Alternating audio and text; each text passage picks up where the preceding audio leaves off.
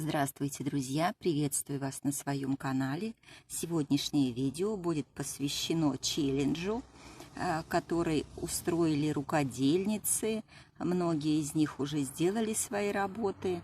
И этот челлендж называется очень интересно «Образы персонажей в цветовом решении украшений». Ну, немножко так загадочно это звучит. Но я посмотрела работы предыдущие, тех девочек, которые делали эти работы до меня. Более-менее в моей голове все сложилось. И то, что сложилось, я сейчас предлагаю вам. Как видите, это рыбка. Рыбка непростая. И первое, что возникает у нас в голове, когда мы слышим «рыбка», у нас возникает словосочетание «золотая рыбка». Рыбка действительно золотая, она и по фактуре золотая, и по смыслу золотая, но это не та рыбка, о которой писал нам незабвенный Александр Сергеевич Пушкин. Не та золотая рыбка, и старика со старухой здесь не будет. Эта рыбка другая. Рыбка это... Ну, в общем, давайте обратимся к опере, которую написал Николай Андреевич Римский-Корсаков, и называется она «Садко». И причем здесь золотая рыбка? Для того, чтобы это понять, немножко надо вам рассказать все-таки об этой опере. Он ее написал в 1895 году, немножко перерабатывал, и в 1896 году, то есть около 125 лет назад, она впервые была поставлена на сцене, причем даже император в то время Николай II вычеркнул ее из списка репертуарного, не знаю по какой причине, и она была поставлена на частной сцене частного театра, многим известного Мамонтова. Опера начинается с того, что гусляр поет, гусляр Садко. Он был на Перу в Новгороде, где было очень много богатых людей. Он пел о дальних странах, о путешествиях, о том, что надо исследовать неизведанное. Песня эта не всем нравится. Он уходит на берег озера, там засыпает и тоже перед этим поет грустную песню. Его услышала водная царица с ее подругами. Она жалеет Садко и дарит ему чудо. Когда он закинет сеть в озеро, то вытащит 3 золотых рыбок. А Садко просыпается, возвращается в город, там его ждет жена Любава. Встречается он с теми же людьми, с которыми был на Перу, и у них возникает спор. В результате этого спора он бьется о заклад, о том, что вытащит из озера 3 золотых рыбок, которых там никто никогда отродясь не видел. Богатые люди смеются, конечно, соглашаются на этот спор, потому что они не сомневались в своей победе. Ставят свои лавки, богатства и, конечно, проигрывают, потому что Садко пользуется подарком царевны водной и действительно, когда закидывает сеть, вытаскивает 3 золотых рыбок.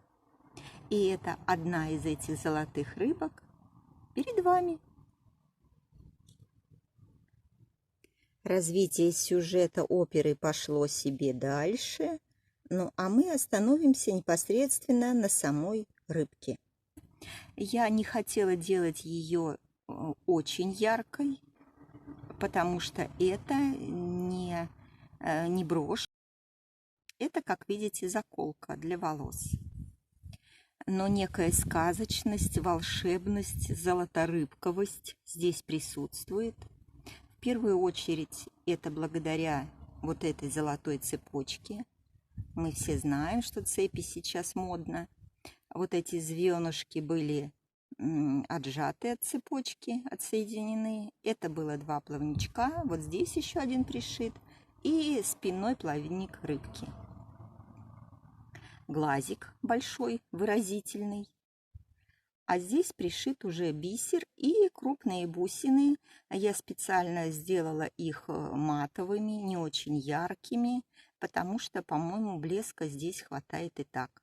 Здесь красный кристаллик, здесь такого медового янтарного цвета кристаллики, немножко красного здесь. Это все бисер. И вот здесь по цепочке тоже, видите, пропущен бисер, бисеринки. Здесь на хвостике другого цвета. А здесь я оставила без бисера. И оно смотрится как бы ротиком у этой рыбки. Тело рыбы выполнено бисером. Здесь вот еще немного цепочки.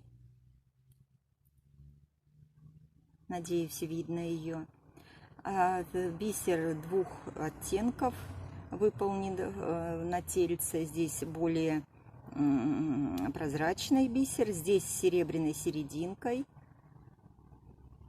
Надеюсь, камера это покажет.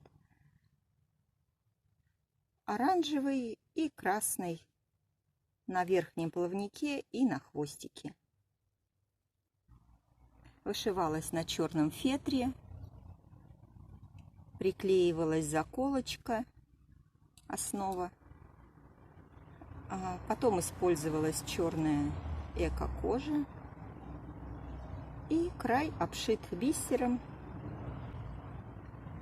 Мастер-классов на эту тему очень много.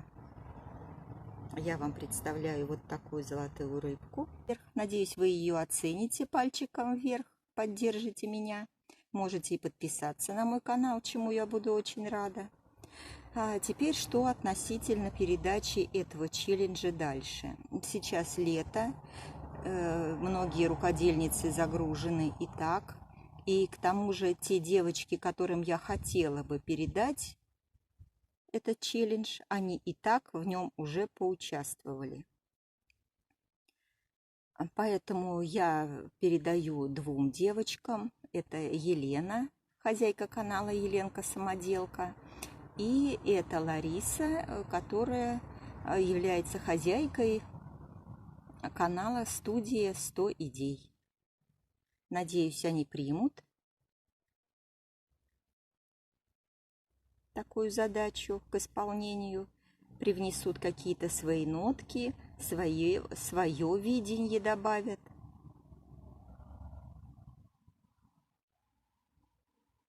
И если кто-то увидит из рукодельниц, который пожелает принять участие в этом челлендже, конечно, без всяких ограничений, пусть принимает вызов, пусть поучаствуют и они, а мы с удовольствием посмотрим.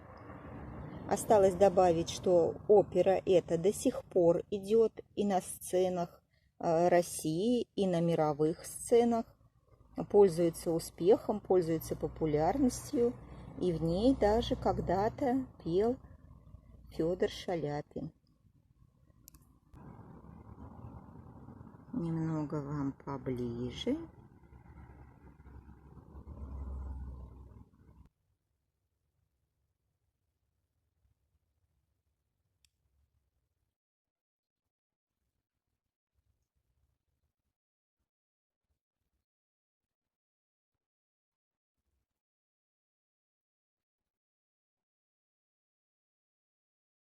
До следующей встречи. С вами была Марина.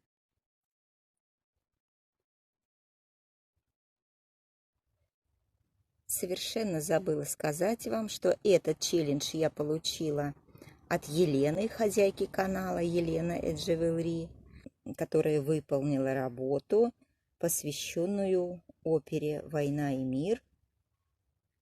И взяла она в качестве вдохновения образ Наташи Ростовой. Желающие могут сходить к ней на канал и посмотреть ее работу.